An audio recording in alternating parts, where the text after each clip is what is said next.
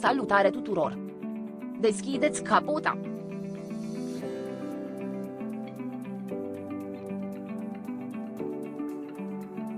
Deconectați cablurile de înaltă tensiune de la bujii.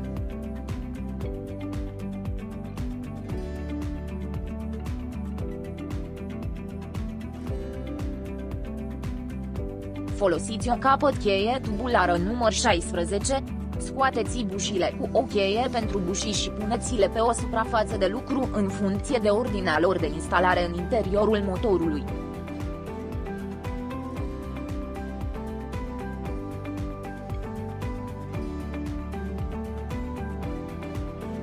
Aplicați pe suprafața firelor noilor bujii un strat subțire de lubrifiant special.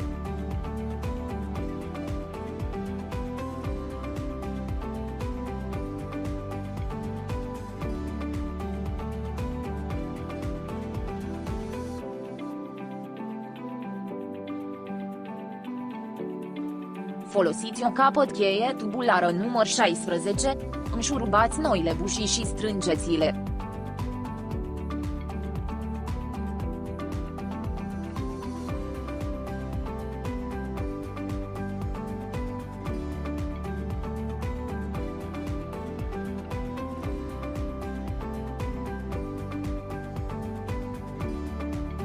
Conectați cablurile de înaltă tensiune la bujii.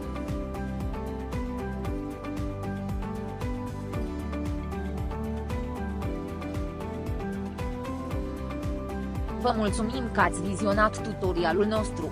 Dacă v-a plăcut acest filmuleț, dați-ne un like și distribuiți-l și prietenilor dumneavoastră. Vă dorim o zi bună!